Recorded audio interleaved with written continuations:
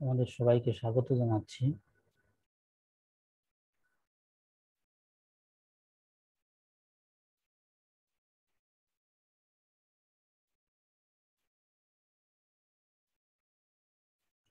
আজ তোমাদের পদার্থবিজ্ঞান প্রথম পত্রে ষষ্ঠ অধ্যায় মহাকর্ষ বিকর্ষ সম্পর্কে আলোচনা করব।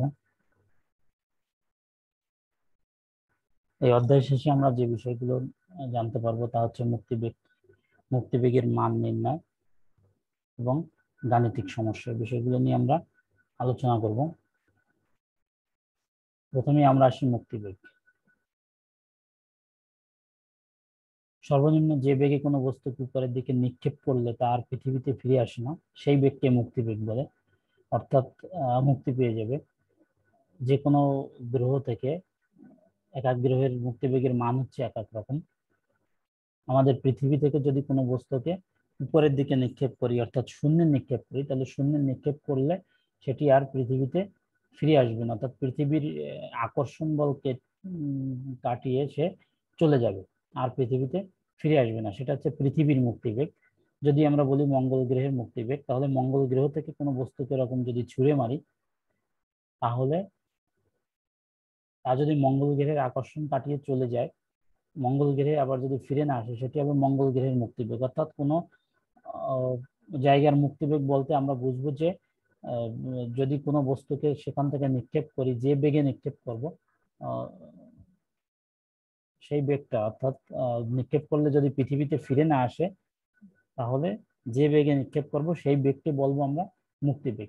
এ বলছে সর্বনিম্ন যে বেগে কোনো বস্তুকে উপরের দিকে নিক্ষেপ করলে তার পৃথিবীতে ফিরে আসে না, সেই বেগকে পৃথিবীতে যদি বলি আমরা, তাহলে সেটি পৃথিবীর মুক্তিবেগ।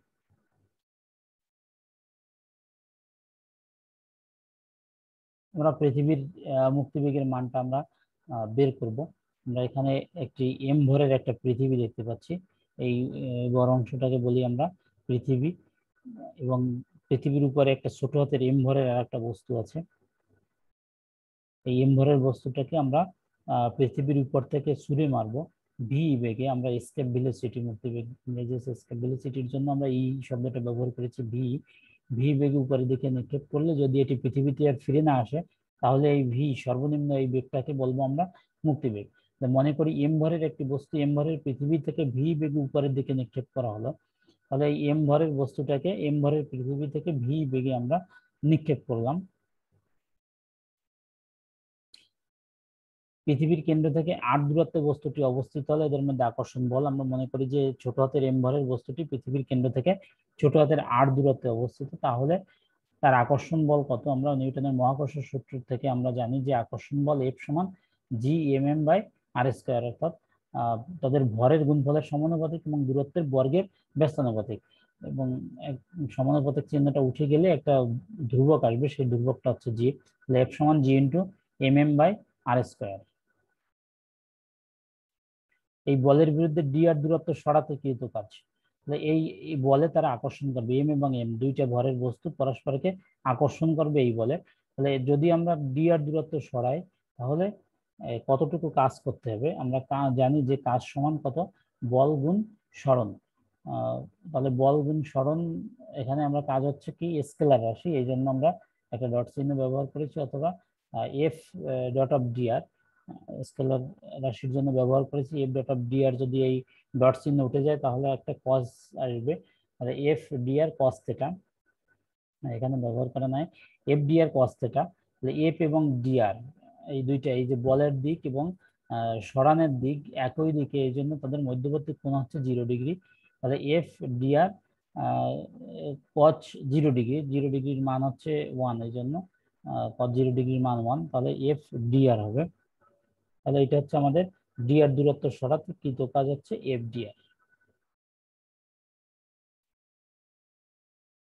বস্তুটিকে ভূপৃষ্ঠ থেকে অসীমে নিতে কৃত কাজ, তাহলে এই বস্তুটাকে যদি আমরা অসীম দূরত্বে নিয়ে যাব, যেখান থেকে আর ফেরত আসবে না, তাহলে অসীম দূরত্ব নিতে কতটুকু কাজ করতে হবে? আমাদের ভূপৃষ্ঠের দূরত্ব হচ্ছে পৃথিবীর কেন্দ্র থেকে দূরত্ব হচ্ছে আর, কারণ ব্যাসার্ধ, পৃথিবীর ব্যাসার্ধকে আমরা বলছি বড় হাতের আর।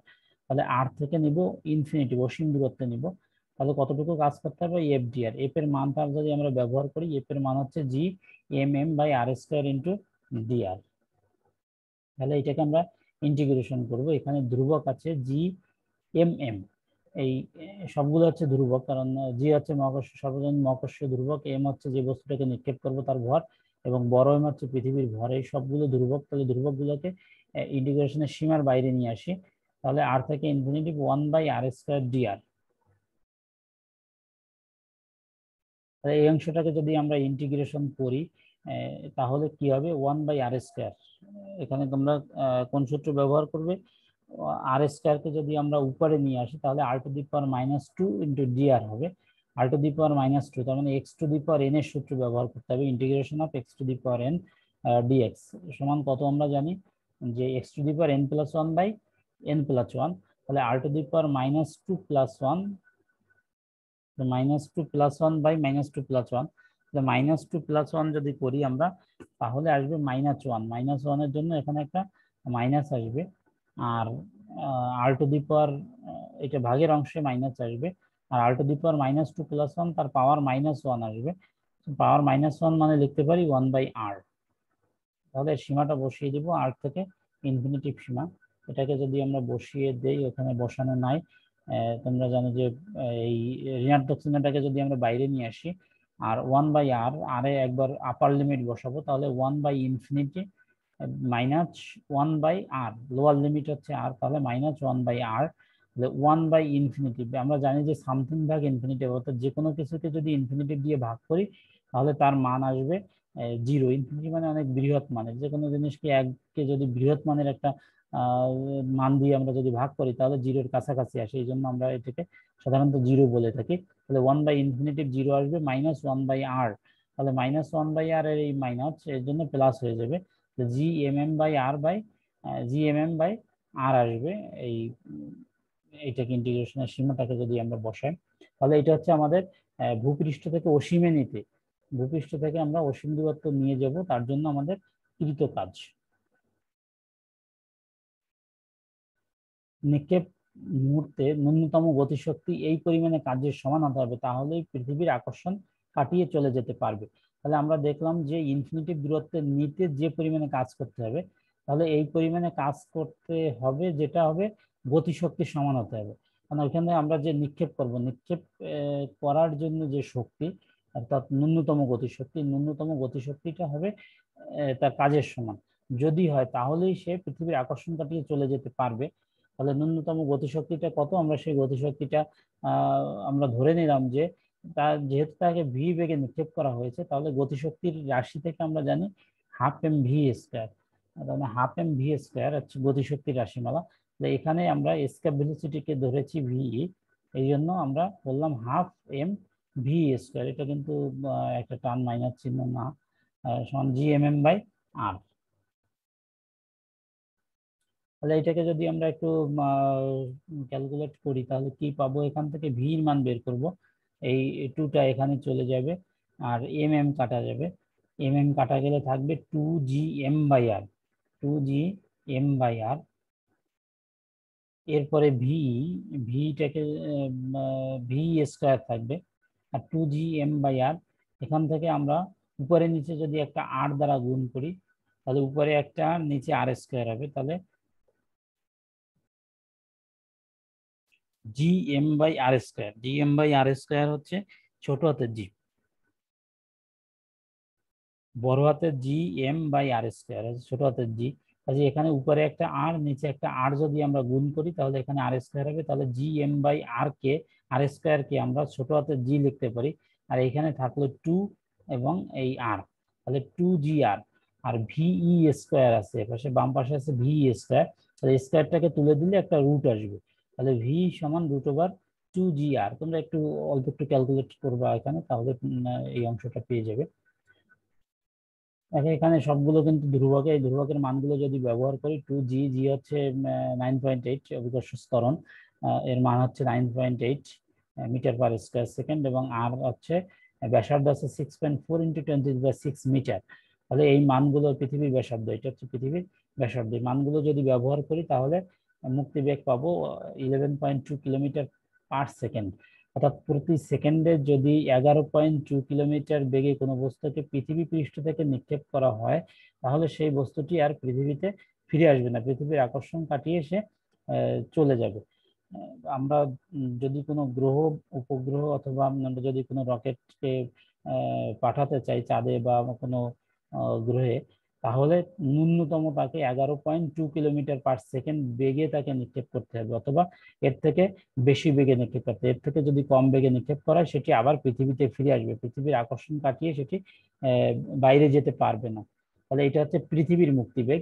যে কোনো গ্রহের, এক একটা গ্রহের আকর্ষণ ক্ষমতা এক এক রকম, এই জন্য এক একটা গ্রহের মুক্তি বেগ হচ্ছে এক এক রকম। যার আকর্ষণ ক্ষমতা বেশি তার মুক্তি বেগ হবে বেশি।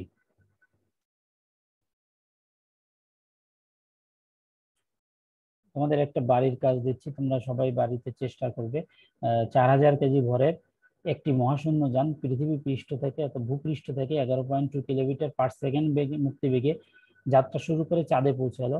তারপর চন্দ্র ভ্রমণের অভিযান শেষ করে চন্দ্রপৃষ্ঠ হতে সেখানকার মুক্তি বেগে যাত্রা শুরু করে পৃথিবীতে ফিরে আসলো। তাহলে চন্দ্রপৃষ্ঠে তার একটা আলাদা মুক্তি বেগ আছে, চন্দ্রের আকর্ষণ অনুসারে তার আলাদা মুক্তি বেগ আছে। সেই মুক্তি বেগে যাত্রা শুরু করে পৃথিবীতে ফিরে আসলো। চাঁদের তুলনায় পৃথিবীর ভর 81 গুণ এবং ব্যাসার্ধ 4 গুণ। ভূপৃষ্ঠ অভিকর্ষ স্থানের মান 9.8 মিটার/স্কয়ার সেকেন্ড এবং পৃথিবীর ব্যাসার্ধ 6400 কিলোমিটার। তাহলে আমাদের চন্দ্রপৃষ্ঠে মুক্তিবেগ নির্ণয় করতে হবে। তাহলে চন্দ্রপৃষ্ঠের মুক্তিবেগ কত, এটা আমাদের বের করতে হবে। তোমরা সকলে বাসায় বসে এই অঙ্কটা চেষ্টা করবে। আমাদের সবাইকে ধন্যবাদ।